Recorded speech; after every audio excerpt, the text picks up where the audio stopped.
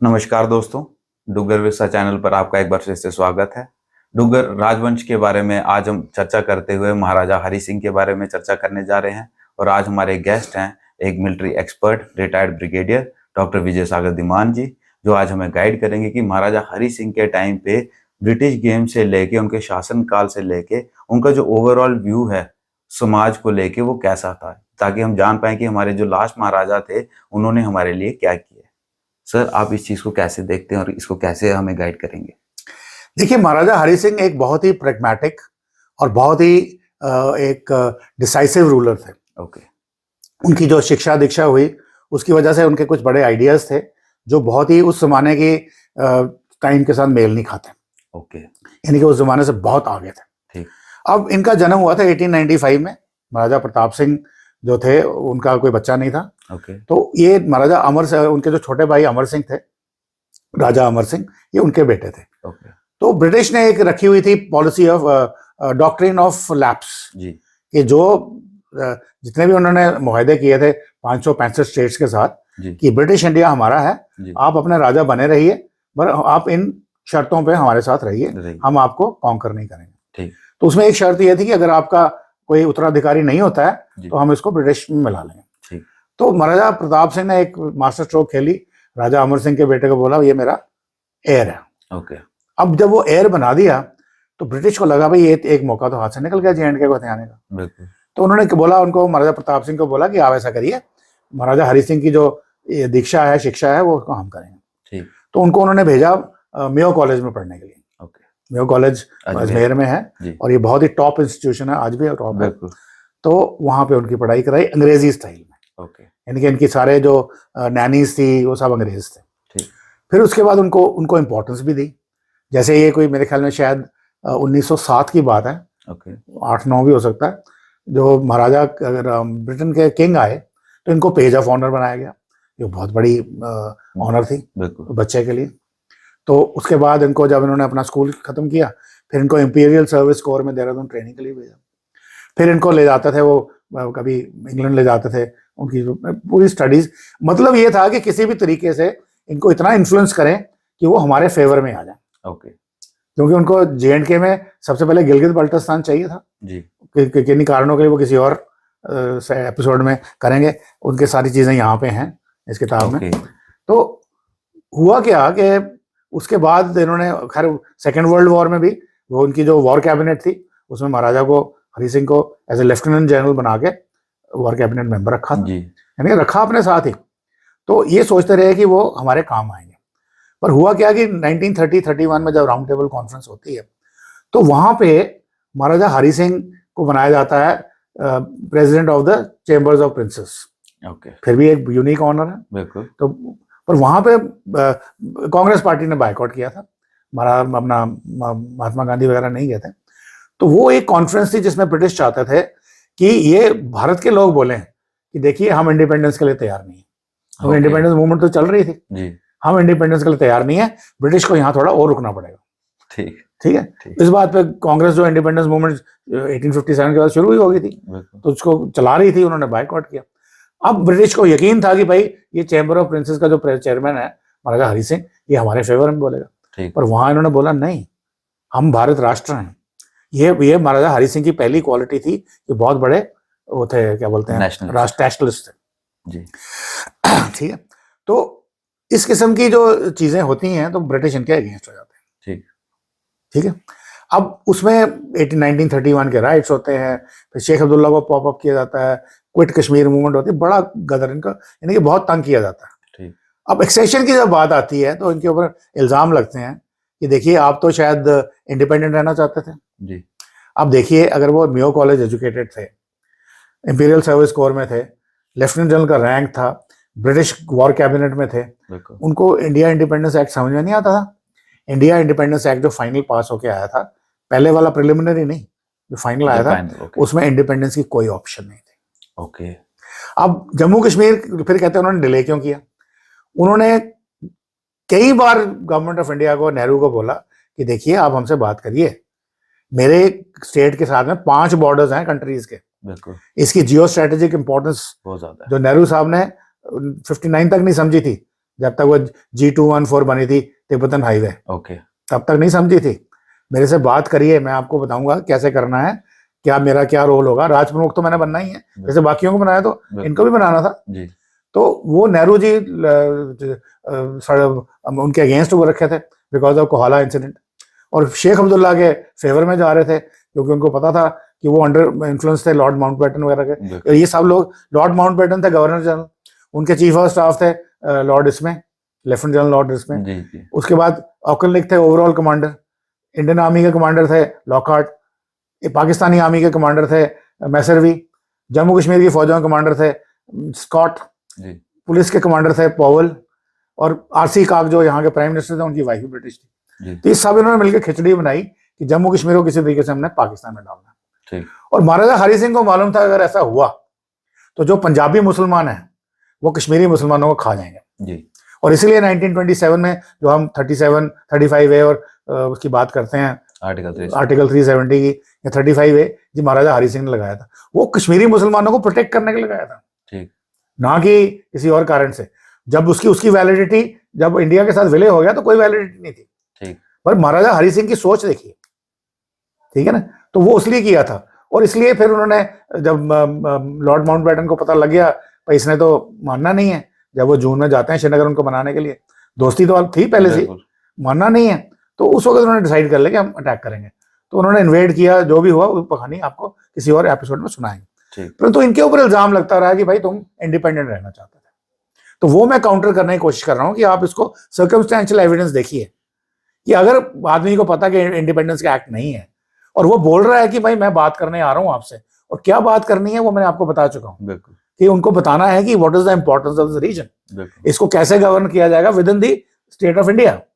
India के union में हम आते हैं, पर उनको बोला गया नहीं आप तो पहले शेख अब्दुल्ला को दीजिए, and as a result everything was delayed. दूसरा इल्जाम उनके ऊपर लगता है कि वो एक अय्याश राजा था। हाँ बिल्कुल, भाई वो परवाह नहीं करता था जनता की जी, और सिर्फ अपना पोलो खेलता था, रेसेस खेलता था, और कभी इंग्लैंड चला रहता था, कभी बॉम्बे चला रहता था वगैरह। अगर वो अय्याश राजा था तो मैं आपको 2 इंसिडेंट बताता हूँ यहाँ पे। उनको पटियाला के उधर करेक्शन महाराजा पटियाला के यहाँ में उनको एक दावत पे बुलाया जाता। ठीक। अब obviously Maharaja Patiala was a very colourful person, तो वहां पे दारू शारू भी चली होगी, औरतों के नाच हो रहे थे। तो एक नाच में जब ये बैठे थे तो कोई औरत आई नाचने, तो इनको बताया गया कि ये लड़की जो है ये नूरपुर की है। हालांकि नूरपुर उस वक्त इंडिया जम्मू कश्मीर का हिस्सा नहीं था, वो 1846 में हमने ब्रिटिश को दिया। बिल्कुल। पर बोले अगर नहीं है तो डोगरी तो है, हमारी बहन बहू बेटी है, इसको बंद करो। महाराजा पटियाला जो बहुत पावरफुल आदमी था उसको भी बंद करवाया। अगर वो अय्याश था तो डांस बंद करवाता नहीं करवाते। दूसरा इंसिडेंट, महाराजा के दोस्त भी थे, अब निजाम ऑफ हैदराबाद भी दोस्त थे। तो निजाम ऑफ हैदराबाद के छोटे भाई, समझ लो ऑलमोस्ट निजाम, जम्मू कश्मीर का जो सबसे ज्यादा इंपॉर्टेंट स्टेट थी वो हैदराबाद ही थी जी। महाराजा साहब के साथ गाड़ी में ट्रैवल कर रहे हैं जम्मू टू श्रीनगर, ठीक, और other Srinagar to Jammu, let's put it more bluntly. तो महाराजा साहब हैं तो रास्ते में कहीं चाय पीने के रुकेंगे, महाराजा चाय पीने के रुकेंगे तो वहां पे पूरा टेबल सजेगा, खाना पीने का सामान होगा वगैरह वगैरह, अच्छी जगह होगी। अब वहां पे कोई महिला, अब हमारे जम्मू कश्मीर की महिलाएं सारी सुंदर होती हैं, वो सुंदर थी, वो अपने कोई जो भी काम से निकली होगी, चाहे वो लकड़ियां काटने गई होगी या जानवर लेके जा रही होगी। तो ये जो निजाम ऑफ हैदराबाद के भाई थे, इन्होंने एक लुएड रिमार्क कस दिया। ओके। अब मैं यहाँ आपके चैनल पे नहीं बोल पाऊंगा, हमारे पास एग्जैक्टली रिमार्क क्या है। ओके।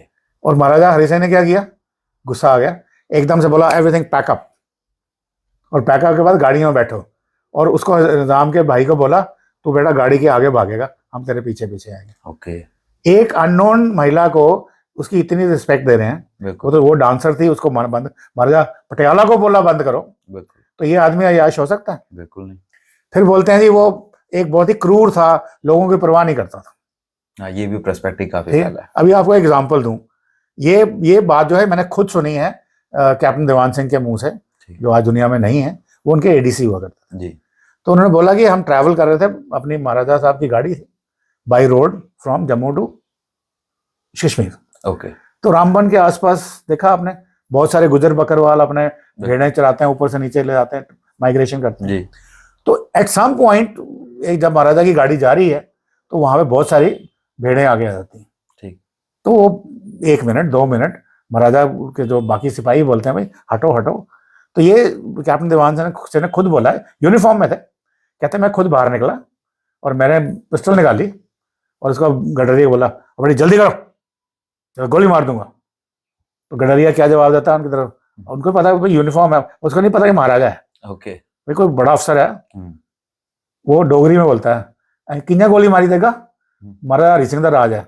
ओके। कैसे गोली मार दोगे, महाराजा हरि सिंह का राज है। वो चैलेंज करता है उसको। ओके। अब अगर एक गडरिया, एक माइग्रेंट गुज्जर, ठीक है, बिल्कुल, वो भी कहता है कि महाराजा हरि सिंह का राजा, तू मेरे को कैसे गोली मारेगा? तो एग्जाम्पलरी तो थे। तो ये है क्रूर आदमी है था? नहीं, बिल्कुल नहीं। ये उनकी टच थी। हाँ, किसी चीज का वो जवाब नहीं देते थे। ये एक नेगेटिव पॉइंट बोला जा रहा है कि उनको कोई भी एक्सप्लेनेशन बोली जाती थी वो नहीं देते थे। उसका रीजन ये था, वो बोलते थे मेरा जो है रिलीजन है अपना जस्टिस इज माय रिलीजन जी, और मैं सिर्फ भगवान को आंसरेबल हूँ। ओके। इसलिए मैं कोई भी बात करता हूँ वो ओवरऑल गुड के लिए करता हूँ। जो उन्होंने अपने काफी रिफॉर्म्स किए, जैसे गर्ल एजुकेशन कंपलसरी करी, लोगों को मंदिरों में भेजा, दलितों को मंदिर में भेजा, बेगार लेबर बंद कराई, स्कूल्स कॉलेजेस बनवाए, बहुत सारे विमेन एम्पावरमेंट करी। अच्छा, इसके साथ में एक और जस्टिस की बात आती है, ये भी बहुत इंपॉर्टेंट हिस्ट्री है कि महाराजा साहब के कोई गेस्ट आ रखे होंगे पैलेस, आपको मालूम है जम्मू में कहाँ है, राजभवन जो है आज। तो उसके बगल में कुछ शेड्यूल कास्ट लोग रहते थे, वो अपने दारू शारू पी के रात को नाच रहे होंगे। अब वो बिल्कुल अपना जो पैलेस की बाउंड्री है उसके बाहर थे। ओके। तो उन्होंने कोई शराब शुरू पी के शोर मचाया होगा, तो महाराजा साहब के गेस्ट बैठे थे, तो महाराजा साहब को गुस्सा आ गया। तो कौन लोग हैं ये? कि सर ये तो वो है शेड्यूल कास्ट है, वो जो दारू शराब पी के। तो उनको बोला इनको शिफ्ट करो यहाँ से, ताकि मेरी महल की सैंक्टिटी खराब ना हो। ओके। तो शिफ्ट करो मतलब उनको न्यू प्लॉट में प्लॉट दिए गए। ओके। और वो एरिया जो है एक्वायर कर लो। अब एक्विजिशन तो आज भी होती है, गवर्नमेंट करती है कई कामों के लिए। तो वो महाराजा ने वो इलाका उसको एक्वायर कर लिया और उन सबको रिहेबिलिटेट कर दिया, नई कॉलोनी बनवा के न्यू प्लॉट में। तो ये क्रूर आदमी गलत है नहीं। अच्छा, इसमें अभी ट्विस्ट बड़ी मजेदार बात आती है। एक हमारे बड़े ही सज्जन और जम्मू के माने रामनाथ शास्त्री जी, उनका घर करण नगर में था। ठीक। अब उनकी जमीन भी उस एक्विजिशन में आ गई। ओके। अब रामनाथ शास्त्री जी तो पढ़े लिखे थे, बिल्कुल, तो ऑब्वियसली वो कोर्ट में जाएंगे। तो कोर्ट में जब जाते हैं, केस किसके अगेंस्ट है? महाराजा ऑफ जम्मू कश्मीर के अगेंस्ट। ठीक। कोर्ट किसकी है? महाराजा की कोर्ट है। और वहां पे जब बात होती है, रामनाथ शास्त्री जीत जाते हैं। ओके। ये है न्याय का कायदा। बिल्कुल। अब जब जीत जाते हैं, तो जब आप लोअर कोर्ट में जीत जाते हो तो आपके अगेंस्ट हायर कोर्ट में वकील, अब गवर्नमेंट जो थी, जो भी ऑफिसर थे, उन्होंने बोला ठीक है लोअर कोर्ट में जीते हैं, हायर कोर्ट में डालो। अब हायर कोर्ट में जज कौन है? वो महाराजा खुद है। ओके। ठीक है। और महाराजा खुद है। उन्होंने बोला नहीं, ये जस्टिस नहीं हुआ। अगर मैं ही फैसला करने वाला हूं और केस मेरे ही अगेंस्ट है, तो उन्होंने बोला मैं नहीं आऊंगा। उन्होंने एक बेंच गठित किया, चीफ जस्टिस ऑफ बिहार, और 2 और थे, मुझे एग्जैक्टली याद नहीं कहाँ से, एक शायद पंजाब के थे। तो 3 जजों का बेंच बनाया। ओके। और मजेदार बात होती, महाराजा वहां भी हार जाते हैं। और आप कहते हो कि क्रूर थे, न्यायप्रिय नहीं थे, आप कहते हो कि वो याश थे। नहीं। अब ये जो एग्जाम्पल्स आपको मैंने बताए हैं, ये बात में जम्मू में जगह जगह एटलीस्ट जो बुजुर्ग हैं वो उन्होंने हमें सुनाई बातें, भाई ऐसा हुआ नहीं इन बातों से। फिर वो कहते हैं नहीं, वो जब एक बात है इंडिपेंडेंट रहना चाहता था। तो मैंने बोला बेसिस क्या है बोलने का? महाराजा के साथ कोई एक ज्योतिषी थे। ओके। वो कहीं पे महाराजा का दरबार में ऑफिस में अंदर बैठे हुए थे, अमर महल में। ज्योतिषी बाहर आते हैं, वहां पे 2 अफसर खड़े हैं, एक कर्नल साहब हैं और एक मेजर साहब हैं। और उन कर्नल साहब ने ये इंसिडेंट खुद बताया है मेजर गोवर्धन सिंह जमाल को। ओके। हम खड़े थे, ये बात हुई। तो उन्होंने बोला ज्योतिषी जी विलय कब हो रहा है, महाराजा हम इंडिया में कब ज्वाइन कर रहे हैं? तो ज्योतिषी जी क्या बोलते हैं कि क्या आखा साड़ा झंडा लाहौर लगना चाहिए है, तो आखा इंडिया ज्वाइन करना, साड़ा इंडिपेंडेंट होना। अब ये बात इतनी फैल गई कि हर किसी को बोलना शुरू हो गया, भाई ज्योतिषी की बात मान ली। यार मेयो कॉलेज एजुकेटेड महाराजा, ब्रिटिश दुनिया ट्रैवल की, अंग्रेजों के साथ रहने वाला बंदा ज्योतिषी की बात मानेगा?